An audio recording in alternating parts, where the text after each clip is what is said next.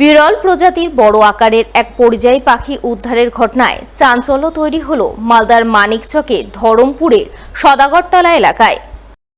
পাখিটিকে স্থানীয় এক বাসিন্দা আপাতত নিজের হেফাজতে রেখে খবর দিয়েছেন বন দপ্তরে। স্থানীয়দের বক্তব্য, গত সোমবার সকালের দিকে তারা হঠাৎ করে এলাকার এক শিমুল গাছের নিচে পাখিটিকে পড়ে থাকতে দেখেন। পাখিটি উঠতে পারছিল না। বিভিন্ন জন্তু জানোয়ার পাখিটির উপর ঝাঁপিয়ে পড়ার চেষ্টা করছিল।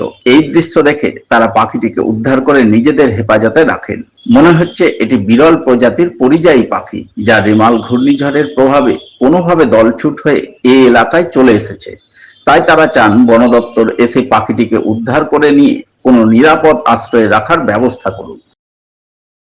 এই যে রেমাল ঝড় হয়েছে গত পরশু সোমবারের দিন, তো ওখানে দেখলাম যে এক শিমুলের গাছের উপর থেকে পড়লো, তার পিছনে পিছনে তাড়া করছিল, আরও বাচ্চারা গিয়ে ধরলো, তারপরে উড়ানোর চেষ্টা করলো, উঠতে পারছে না।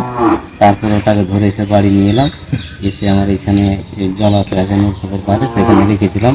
তো কিছু দেখছিলাম যে জল ঘেটে ঘেটে কিছু খাচ্ছিল, তারপরে বাড়িতে শুকনো করে রেখেছি।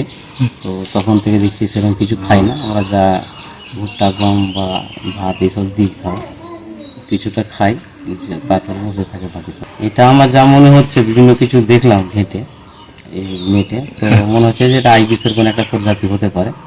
অ্যাকচুয়ালি কি পাখিটা জানি না, আইবিসের মতোই মনে হচ্ছে।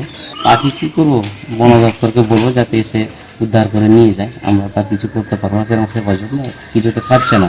আর কি প্রজাতি কি খাবার খায় সেটাও তো আমরা জানি না। তাই আমরা যা পাশে দিচ্ছি, বন দপ্তরের যারা বিশেষজ্ঞরা আছে তারা নিশ্চয়ই দেখবেন যে কী খাবার খায় না খায়, সেই হিসাবে খাবার দেবে, চিকিৎসা করবে। বৈশিষ্ট্য দেখে মনে হচ্ছে যে বিরল প্রজাতির কোনো পাখি আছে।